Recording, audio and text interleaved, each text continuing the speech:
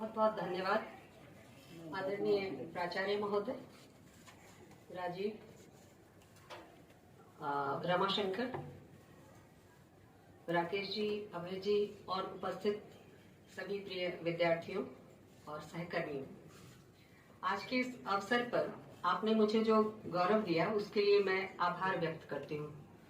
मैं जानती हूँ कि इसके पहले आपका ये कार्यक्रम था और उस वक्त किसी कारण से मैं समय नहीं दे पाई और आपने ये कार्यक्रम टाला और आज रखा, तो आपके इतने प्यारे आग्रह को निरस्त करना मेरे बस की तो क्या किसी के भी बस की नहीं थी। और मुझे खुशी है कि बहुत लंबे समय के बाद मैं आप सब छोटे छोटे बच्चों के बीच हूँ।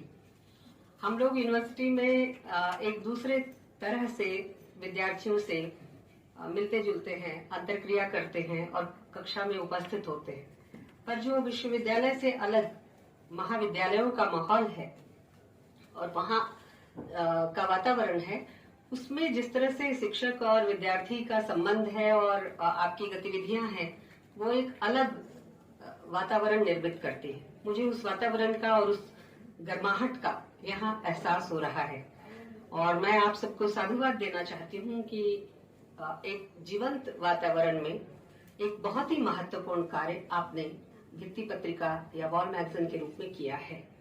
ये हस्तलिखित पत्रिका है और अभी मैं चर्चा कर रही थी, हस्तलिखित पत्रिका और भित्ति पत्रिका में फर्क होता है। भित्ति पत्रिका या वॉल मैगजीन जिसे हम कहते हैं, आप सब जानते हैं कि वो उससे वॉल एक शब्द जुड़ा हुआ है और हम वहाँ दीवार पर उसके साथ नथी करके या उसको सजाकर वहाँ प्रदर्शित करते हैं। लेकिन हस्तलिखित वो भी हस्तलिखित ही होता है। कई जगह जहाँ ये बाइंडिंग नहीं होती, जैसा आपने बाइंडिंग किया है, तो भित्ति पत्रिका और हस्तलिखित पत्रिका में कोई बुनियादी फर्क नहीं है। हाँ, हस्तलिखित पत्रिका को जब आपने इस तरह से बांध दिया, इसे एक ग्रंथन में डाल दिया, ग्रंथित कर दिया, तो इसमें मात्रा ज्यादा हो जाती है, जबकि दीवार की एक सीमा है। दीवार आपको छोटी सी जगह है जहां आपको चुनिंदा चीजों को प्रदर्शित करना है। तो पैमाने के लिहाज से देखें तो ये भित्ति पत्रिका के तुलना में ये जो हस्तलिखित पत्रिका है, ये आपको ज्यादा बड़ा स्पेस देती है। तो मैं आप सबको साधुवाद देती हूँ कि आपने इतनी बेहतर पत्रिका, बहुत कम संसाधन, और इसमें संसाधन एज सच की जरूरत भी नहीं है। आपके कलम होने चाहिए, आपकी उंगलियां होनी चाहिए और आपका दिमाग होना चाहिए, आपकी भावनाएं होना चाहिए। तो संसाधन से ज्यादा प्रयत्न की जरूरत है।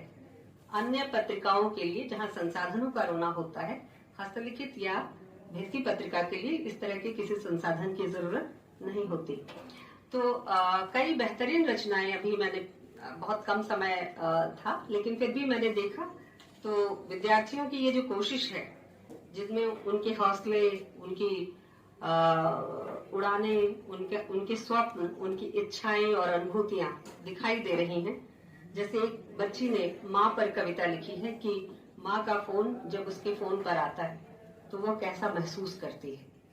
और वो कविता माँ से केवल जुड़ाव की कविता नहीं है, वह उस पूरे परिवेश को जिसको छोड़कर बच्ची पढ़ने आई है, उस परिवेश में वो कैसा महसूस करती है। और माँ और अपने बीच का जो पार्थक्य है, पीढ़ियों का अंतर है, और वो अंतर शिक्षा, दीक्षा, अवसर, व्यक्तित्व निर्माण, इन तमाम चीजों में दिखाई देता है। संभवतः माँ को वो अवसर न मिला हो, लेकिन उस लड़की को वो मिला है और वो उस संवेदना को जो माँ से उसे जुड़े हुए है महसूस करती है। तो इस कविता में मुझे वो चीज दिखाई दी। इसके अलावा आप और भी कई बेहतरीन रचनाएं यहाँ देख रही हूँ मैं। हिंदी तकनीक पर भी एक रचना है।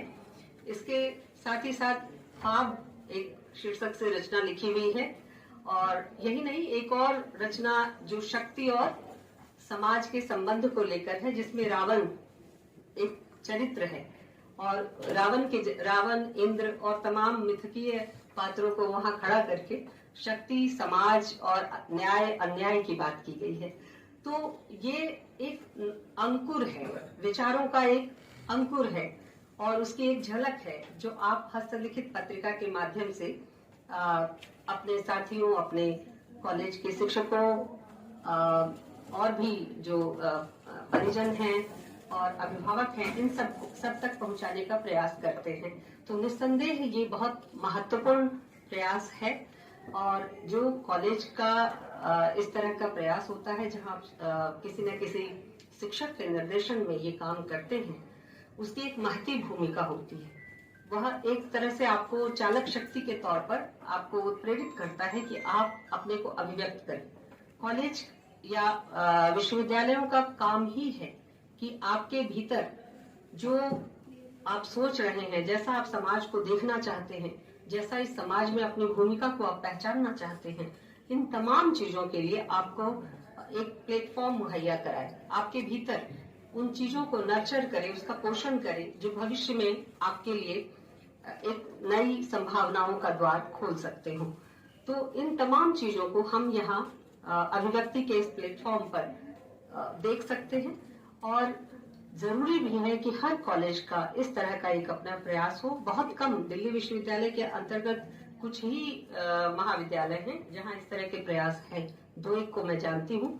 उसमें जो हिंदू कॉलेज है उसकी पत्रिका बहुत अच्छी निकलती है और चूंकि हम लोग को वो दे जाते हैं इसलिए हमें पता है। और आपके यहाँ से ये पत्रिका का प्रयास कोरोना के एक लंबे गैप के बाद, अंतराल के बाद शुरू हुआ है। मुझे उम्मीद है कि आप निरंतर इस चीज को बनाए रखेंगे और हर साल या छमाही या वार्षिक तौर पर आप इसे निकाल पाएंगे। देखिए, तमाम जो हिंदी साहित्य का पूरा जखीरा आपको दिखाई देता है, ये होता ही नहीं अगर इस तरह के व्यक्तिगत और छोटे मोटे सामूहिक प्रयास न किए जाते। हिंदी साहित्य में अभी जिस तरह से बांट कर आप कविता, कहानी, उपन्यास, विचार साहित्य इत्यादि इत्यादि पढ़ते हैं, ये सब कुछ कहाँ छपे? जो पत्रिकाएं निकली वो कैसी थी, उनका कलेवर क्या था और किस तरह से वो जुनूनी प्रयासों के जरिए निकले। उनको कोई सांगठनिक या सांस्थानिक बैकअप नहीं था, बावजूद इसके वो निकली और उन्होंने कितनी महत्वपूर्ण भूमिका निभाई, इसका गवाह हमारा इतिहास है। जो आधुनिक काल का इतिहास है वो इसका गवाह है। और जाहिर है कि उसमें प्रिंटिंग मशीन की एक बड़ी भूमिका थी, लेकिन मुद्रित मशीन के आने के पहले भी जो छोटे छोटे पैम्फलेट निकला करते थे, 1857 का युद्ध याद कीजिए, जहां छोटे कागज में बहुत कूट संदेश और चित्रों के जरिए एक जगह से, एक छावनी से दूसरी छावनी तक भारतीय सैनिकों और जो क्रांतिकारी थे उनके जरिए उन तक पहुंचाया जाता था। वो सब हस्तलिखित ही हुआ करते थे और हस्तलिखित प्रयासों का एक अपना महत्व रहा है सामाजिक परिवर्तन में। इन्हीं में से हो सकता है 70-80 विद्यार्थियों ने इसमें अवदान किया हो और इन्हीं में से अगर 2-4 भी लिखने वाले निकल आए जो भविष्य के लेखक, विचारक और बुद्धिजीवी के रूप में अपने को नर्चर कर सके, तैयार कर सके, तो यह कॉलेज के लिए बहुत बड़ी उपलब्धि होगी।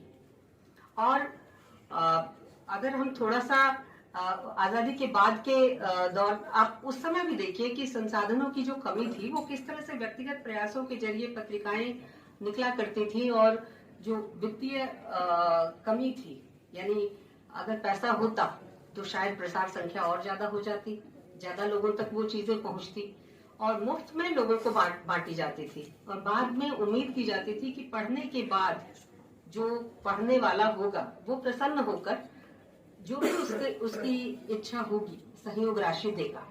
और जब कई अंक निकल जाते थे तो संपादक प्रायः गुहार लगाते थे कि बहुत दिन बीते जजमान, अब तो करो दक्षिणा दान। भाषा वही पुरानी है, जजमान है, दक्षिणा है, दान है, लेकिन सवाल है ये विद्या के लिए, ज्ञान के लिए दान का आह्वान है। तो ये चीज समझने की है कि कोई ना कोई इसमें पहलकदमी रहती है और जाहिर है वो अकेले की नहीं रही होगी, 2-4-10 वैसे जुनूनी लोग होंगे जिन्होंने ये पहलकदमी की होगी और अपने तरह का समाज गढ़ना चाहा होगा, उस समाज में हस्तक्षेप करना चाहा होगा, अपने जैसे कुछ लाइक माइंडेड लोगों को एकजुट करना चाहा होगा और तब उन्होंने अपनी अपनी बात को उन तक पहुंचाने के लिए इस तरह की पत्रिकाएं निकाली होंगी।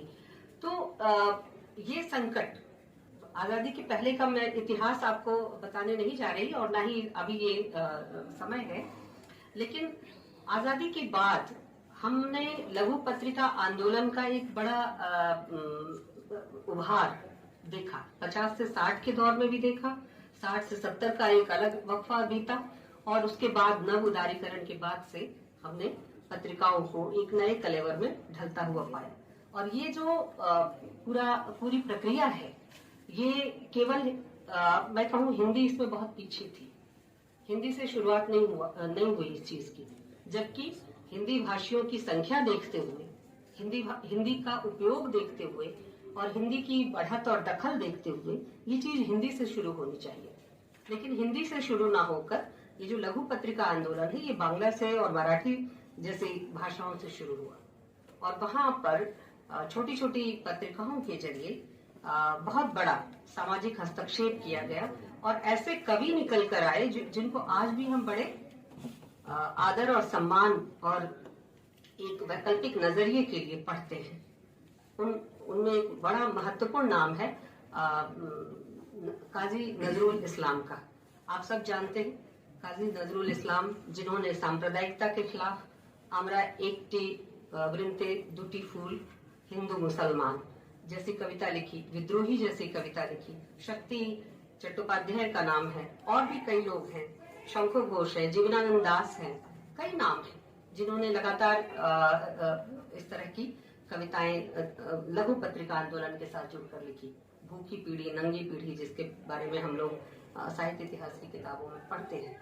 और तो और अभी मैं बात कर रही थी रमाशंकर से और उन्होंने बताया कि उनका ससुराल मिदनापुर में। सुखद बात यह है कि लघु पत्रिकाओं का एक बड़ा डिजिटल लाइब्रेरी, मुझे नहीं पता रमाशंकर को मालूम है या नहीं, मिदनापुर में लघु पत्रिकाओं का शायद इकलौता पुस्तकालय है, डिजिटल पुस्तकालय है। और बंगाल में ये ट्रेडिशन है कि वहां पर पुस्तकालयों को लेकर, ग्रंथागार को लेकर एक आकर्षण है। जगह जगह पाड़ा मतलब मोहल्ले का पुस्तकालय भी होता है और पठनीयता की एक आदत है। दिक्कत क्या है, हिंदी भाषी इलाकों के साथ जब उसकी तुलना करने जाएंगे और वैसी संस्कृति, वैसी सोच समझ हम खोजने जाते हैं, तो हमें सबसे पहले जो दिक्कत पेश आती है वो पठनीयता की आदत की है। हमारे यहाँ पठन पाठन की आदतें बहुत ही भ्रष्ट हो चुकी हैं। भ्रष्ट इस अर्थ में भी हुई है कि न्यू मीडिया ने, अभी का जिस दौर में आप लोग हैं उसमें तो आप देख लीजिए कि भाई मुद्रित मशीन ने जो एक बड़ा काम किया था जन जागरण का और सामाजिक परिवर्तन का, वो भूमिका अब लगभग खत्म होती दिखाई दे रही, क्योंकि आपका अधिकांश समय आप यूट्यूब पीढ़ी है, यूट्यूब से ही आप सारा ज्ञान प्राप्त करते हैं। सब चीज आपको रेडीमेड मिल जाती है यूट्यूब पर, चाहे वो जितनी अधकचरी क्यों ना हो। उसकी तथ्यात्मक जांच आपके लिए संभव नहीं है, फिर भी आपका विश्वास है कि कहीं दिक्कत पेश आई तो यूट्यूब ऑन कर लो, है ना। खाना बनाने की विधि से लेकर किताब और नोट्स तक, क्लास नोट्स तक आप यूट्यूब पर, टीचर की क्लास करें ना करें यूट्यूब पर लेक्चर मिल जाएगा, है ना। तो अब हम सब भी मजबूर हैं कि हम अपने को यूट्यूब पर लाएं, और अगर हम ऐसा नहीं करेंगे तो हम आपके साथ कनेक्ट नहीं होंगे। ऐसी परिस्थिति में इस हस्तलिखित पत्रिका की क्या भूमिका होगी, पठनीयता की आदतों में ये कैसे हस्तक्षेप करेगी। और आज जबकि पठनीयता की आदत ही खतरे में है, जब पाठक ही नहीं होगा तो पत्रिका क्या करेगी। और आपको पढ़ने की आदत नहीं है। आपके प्रिंसिपल साहब ने अभी कहा कि हम सब लिखने से भी 4 घंटे 3 घंटे जो परीक्षा हॉल में लिखना होता है उसमें भी उंगलियां दुखने लग जाती है। हम लोगों की उंगलियों में यहाँ घट्टे पड़ गए थे लिखते लिखते, यहाँ उभार आ जाता था क्योंकि वो पेन फंसती थी उस जगह पर और वो बाकायदा एक उभरा हुआ दिखाई देता था। और हमें वो मतलब अपने किसी प्रशस्ति पत्र से कम नहीं लगता था कि भैया इतना लिखा है। पर आज आप लोग दुखी होंगे कि उंगलियां बदशक्ल हो गई, ठीक है। तो ये जो स्थिति है ना कि हम पठनीयता को लगभग, पठन के अभ्यास को लगभग खोते जा रहे हैं। पठन का जो आनंद है, देखिए उसकी दिक्कतें हैं। मुद्रित मशीन ने जिस तरह से हम लोगों के पढ़ने की, सोचने की और लिखने की, ये तीनों प्रक्रियाएं अंतर्ग्रथित है। पढ़ना, सोचना और अभिव्यक्त करना, ये तीनों अंतर्ग्रथित है, एक दूसरे से जुड़ी हुई है। आप जिस तरह से पढ़ने की आपकी आदत होगी, आप वैसे ही सोचेंगे भी, और जैसे आप सोचेंगे, गुनेंगे, मनन करेंगे, वैसे ही आप उसको अभिव्यक्त भी करेंगे। आज जो अभिव्यक्ति का संकट सबसे बड़ा है और उसमें एक सतहीपन है, उसका कहीं ना कहीं उसका एक सामाजिक मनोवैज्ञानिक संदर्भ हमारी पठनीयता की आदतों से भी जुड़ता है। और दिक्कत यहाँ है, मुद्रित मशीन ने कुछ नहीं किया था, लेकिन एक आदत डाली थी, और लघु पत्रिका आंदोलन को सफल बनाने में और लघु पत्रिका आंदोलन को एक वैकल्पिक अभिव्यक्ति का प्लेटफॉर्म की शक्ल देने में मुद्रित मशीन की भी महत्वपूर्ण भूमिका थी। और वो चीज क्या थी कि उसने हमें एक कंप्लीटनेस में, एक कोहेरेंस के साथ पढ़ना सिखाया था। हम एक संगति के साथ पढ़ते थे। कोई चीज कहीं से पढ़ी तो उसके बारे में और चीजें क्या हैं, और चीजें क्या हैं, संदर्भ क्या है, मूल पुस्तक क्या है, और हम मूल पुस्तक देखकर अपने को समृद्ध करते थे। एक आदत होती थी कि आप कोहेरेंस के साथ पढ़ते हैं, एक संगति के साथ पढ़ते हैं। आप किताब उठाते हैं तो आप बताइए कि आपने किसी, जैसे मुझे ये किताब दी गई, एनिहिलेशन ऑफ कास्ट, क्या ये संभव है कि मैं इसके आखिरी पैराग्राफ को पढ़ लूं और कहूं मैंने पूरी पुस्तक पढ़ ली? नहीं। जब तक मैं प्रीफेस से शुरू करके आखिर तक नहीं पढ़ूंगी, क्या मैं दावा कर सकती हूँ कि मैं लेखक के विचारों से पूरी तरह से परिचित हो गई और सहमत या असहमत हूँ? असहमत होने का दावा भी मेरे लिए संभव नहीं है। इसी तरह से सहमति का तो सवाल ही नहीं उठता। तो ऐसी स्थिति में हमारे भीतर जो मुद्रित मशीन ने पठनीयता की आदत पैदा की थी, वह संगति में चीजों को देखना, आगे पीछे के उसके संबंधों को यानी परिवेश के साथ जोड़कर चीजों को समझना, और तब वैसे ही जैसा हम पढ़ रहे हैं वैसा ही लिखने की आदत भी विकसित हुई थी। जब हम कोई विचारात्मक निबंध लिखते थे या कोई प्रबंध लिखते थे या कोई जरूरी चीजों में हस्तक्षेप करते थे, तो एक कोशिश होती थी कि अगर रामविलास शर्मा पे किताब लिखी जा रही है तो कम से कम रामविलास शर्मा का समस्त चिंतन वहां आ जाए। प्रेमचंद पे लिखी जा रही है तो एक नहीं, अगर एक में लेखक को संतुष्टि नहीं हुई तो 3-3 किताब लिखेगा, लेकिन लिखेगा, विषय खत्म नहीं हुई। आज स्थिति क्या है? आप में से बहुत सारे बच्चे गबन, गोदान और बहुत सारी चीजों पर सिर्फ YouTube से सुनकर, उसमें भी गोदान में होरी का चरित्र और नारी भावना है ना, उसके आगे नहीं। जरूरत क्या है प्रेमचंद को पूरा पढ़ने की? बहुत कम लोगों ने, विचारकों को पढ़ना तो छोड़ दीजिए, जो हमारे क्रिएटिव राइटर हैं उनको भी ठीक ठिकाने से मुकम्मल तौर पर बहुत कम विद्यार्थियों ने आप में से पढ़ा होगा। मैं ये नहीं कहती किसी ने नहीं पढ़ा होगा, जरूर पढ़ा होगा। कुछ लोगों को वैसा कीड़ा काट लेता है, लेकिन बहुसंख्यक लोगों को वैसा महसूस नहीं होता। उन्हें लगता है बस परीक्षा में पास होने लायक कोई चीज नहीं मिल रही है तो हम प्रयत्न नहीं करेंगे, लाइब्रेरी नहीं जाएंगे, पुस्तक नहीं मिल रही है हम YouTube पर देखेंगे, नेट पर देखेंगे, ई फॉर्मेट में देखेंगे। और ई फॉर्मेट की खूबी क्या है कि आपको वो कोहेरेंस में सोचने, समझने और अभिव्यक्त करने से बाधित करता है।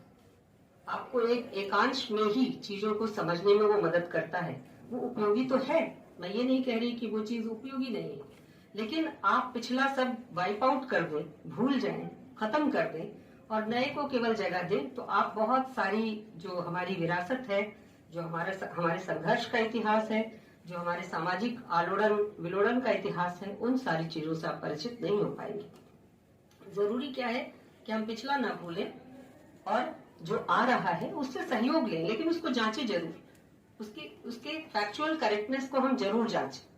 और वो तभी संभव है जब कोई किताब आपको नहीं मिल रही है तो YouTube पर नहीं, पहले पुस्तकालय में जाइए। आप में से 3 साल तो इस महाविद्यालय में पढ़ते हुए आपने गुजार लिए, 3rd ईयर के बच्चे हैं यहाँ पर।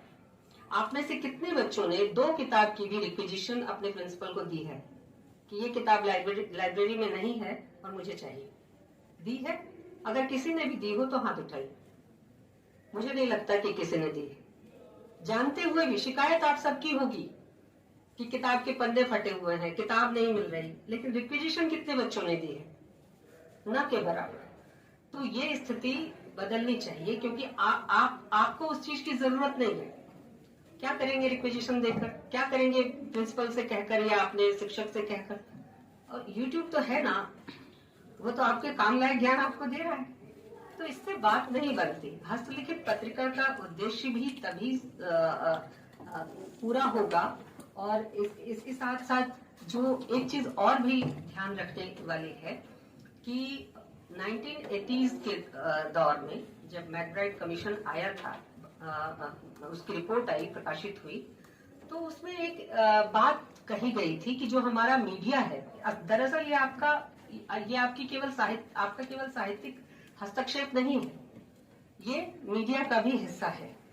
तो ये जो पत्रिका है, जो हस्तलिखित रूप में आपने निकाली है, इसकी भूमिका अगर समझनी हो तो मैकब्राइड कमीशन के पास भी हमें जाना होगा। जो डेवलपमेंट का एजेंडा है, जिसको तीसरी दुनिया के देशों के लिए मैकब्राइड कमीशन ने रिकमेंड किया था, उस डेवलपमेंट के एजेंडे को लेकर कैसे तीसरी दुनिया में जनमाध्यमों के साथ शिक्षा और संस्कृति के संबंध को नत्थी करके देखा जाए और सांस्कृतिक डिटोरिएशन को बचाया जाए, इसके लिए किस तरह से जो विकासमूलक एजेंडा है, जो आपको पीछे नहीं आगे ले जाते हैं, उन विकासमूलक एजेंडा में जो कि वास्तव में मानवता के, मनुष्यता के विकास के उद्देश्य हैं, उनके साथ कैसे जुड़े, उसके लिए मैकब्राइड कमीशन में बाकायदा रिकमेंडेशन थी। और बाद में हिंदुस्तान में पीसी जोशी और वर्गीज जो कमेटी बनी, पीसी जोशी ने खास करके बहुत बड़ा काम किया है कि संस्कृति, शिक्षा और जनमाध्यम का क्या अंतर संबंध है और किस तरह से जनमाध्यम तीसरी दुनिया के देशों में, भारत जैसे देशों में किस तरह से जनमाध्यम सांस्कृतिक परिवर्तन का वाहक बन सकते हैं। बर्मिंघम सांस्कृतिक केंद्र को याद कीजिए, जहां लिटरेसी को, साक्षरता को मीडिया के साथ जोड़ा गया। आप ये जो हाथ से लिखकर निकाल रहे हैं, ये तभी आप संभव कर पा रहे हैं जब आप साक्षर भी हैं, शिक्षा का अधिकार आपको मिला है, और इसमें जो ये अधिकार आपको मिला है बिना किसी भेदभाव के मिला है। इसमें जेंडर डिस्क्रिमिनेशन नहीं है, इसमें जाति का डिस्क्रिमिनेशन नहीं है, इसमें आर्थिक हैसियत का डिस्क्रिमिनेशन नहीं है। तो ये जो भेदभाव रहित शिक्षा है, ये मनुष्य का बुनियादी अधिकार है। इसको प्रोपेगेट करने में दुनिया भर के लोगों ने काम किया है। और हस्तलिखित पत्रिका किसी तरह से अगर केवल एक बंद परिकर में ही काम न करे और इसका विस्तार भविष्य में करना, एक दस्तावेजीकरण है, इसका अगर आप विस्तार भविष्य में करना चाहें तो ये आपके कॉलेज आर्काइव का हिस्सा हो सकता है, ये कल को मुद्रित फॉर्म में आ सकता है, या आज तो टेक्नोलॉजी ने आपकी इतनी बड़ी रक्षा की है, आपका सहयोग किया है कि इसी फॉर्मेट में आप इसको ऑनलाइन भी जारी कर सकते हैं। तो अब इसकी सीमा जो लघु पत्रिका की परिभाषा थी और लघु पत्रिका की जो भूमिका थी, उससे थोड़ी सी टेक्नोलॉजी के साथ जुड़कर और बड़ी हो गई है। इंस्टाग्राम पर ये जारी होती है। तो ये इसकी सीमा अब लघु पत्रिका का वो नहीं है कि इसका सर्कुलेशन कम हो, इसके पीछे साधन कम हो, इसमें लिखने वालों की संख्या बहुत ज्यादा ना हो और इसका आकार प्रकार बहुत छोटा सा हो। ये सारी बाध्यताएं, ये सारा मिथ मेकिंग जो लघु पत्रिका के साथ किया जाता रहा, उसकी अब जरूरत ही नहीं है, क्योंकि बहुत सस्ते में तकनीक आपका सहयोग कर रही है। इसमें केवल व्यक्तिगत प्रयास की जरूरत है। देखिए, तकनीक भी तभी सहयोग करती है जब व्यक्ति इनिशिएटिव ले। तकनीक अपने आप में कोई एक्शन नहीं है, तकनीक एक वस्तु है, एक कह सकते हैं कि एक विधि है, लेकिन उसको चलाने के लिए तो आप ही का दिमाग, आप ही के हाथ और आप ही का मन होना चाहिए। तो संस्कृति और सामाजिक परिवर्तन का वाहक, सामाजिक परिवर्तन के क्रम में आपकी पीढ़ी क्या सोचती है, कैसे इंटरवेन करती है, कैसे अपने को अभिव्यक्त करती है, उन सब चीजों के लिए जो लघु पत्रिका की और खास करके हस्तलिखित पत्रिका, भित्ति पत्रिका की भूमिका हो सकती है, उसको अब एक बड़ा प्लेटफॉर्म मिल गया है। ये पुराने कलेवर से अब मुक्त है। भले आपने इसको उसी फॉर्मेट पे रखा है, लेकिन आज इसका फॉर्मेट वो रहेगा नहीं। जैसे ही आपने इसे ऑनलाइन विमोचित किया, इंस्टाग्राम पे विमोचित किया, फेसबुक पे डाला, ये इसका दायरा बढ़ जाता है और ये काल, खंड, स्पेस तीनों को एक्सेल करता है।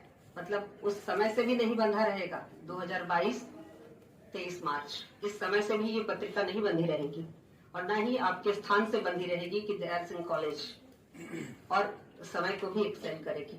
तो इस तरह से जो बाद के लोग होंगे जो इस चीज को पढ़ेंगे, देखेंगे, उसमें आपका एक हिस्टोरिकल इंटरवेंशन होगा अगर आप इसे निरंतरता में जारी रख पाए। तो जारी रखें तो किस उद्देश्य से जारी रखें, ये भी तो एक सवाल है। जारी रखना, कोई चीज बस करते जाना ही अपने आप में कोई बड़ा काम नहीं है, जब तक कि उसके पीछे कोई बड़ा उद्देश्य भी ना हो।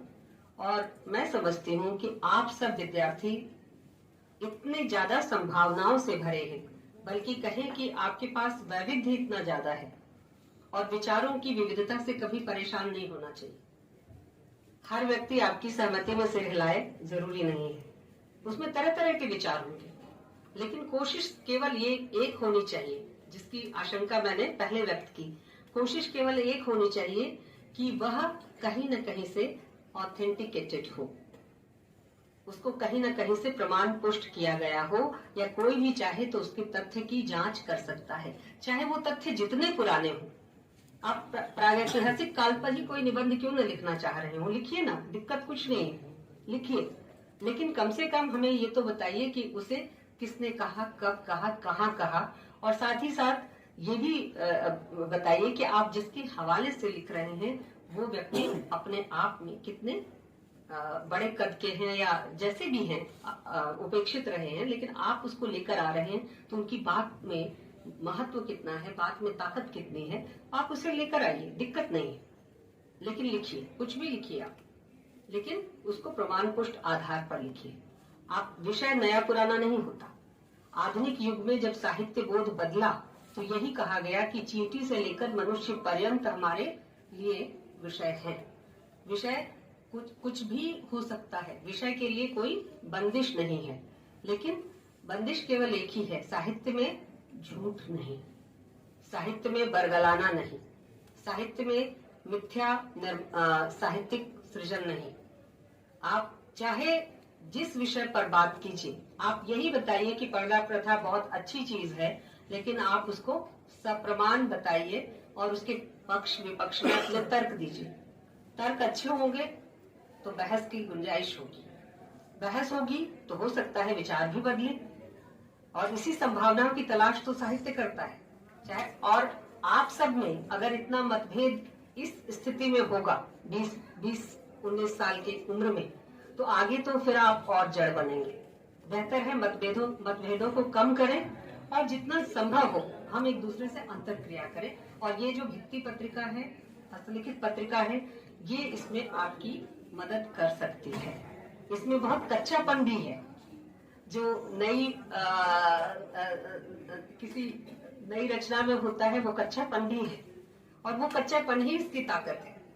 यहाँ हम इसके आर्टिफैक्ट पे नहीं जा रहे कि कितना सुंदर, कितना कलात्मक बनाकर कोई रचना लिखी गई है, उसके भावों पर जा रहे हैं कि जो बात कही जा रही है, उस एरिया पर जा रहे हैं, उस क्षेत्र पर जा रहे हैं कि जहाँ से वो बात कही जा रही है, और उसका महत्व क्या हो सकता है। एक लड़की के जीवन में माँ का क्या महत्व है, उस परिवेश का क्या महत्व है जिसको वो छोड़कर माँ के साथ ही छोड़ देती है। जहाँ से वो आई है, माँ के पास ही उस परिवेश को छोड़ती है और खुद शहर चली आई है, पढ़ने आई। पढ़कर वह अपनी माँ के उन दुखों को अनुभूत कर लेती है, उसका अनुभव करती है। तो इस चीज को समझने की जरूरत है। कच्चापन तो यहाँ रहेगा, हम आपसे परफेक्शन की उम्मीद ही नहीं कर रहे, लेकिन यही चीज आपको मांझेगी, और परफेक्शन भी यही से निकलता है।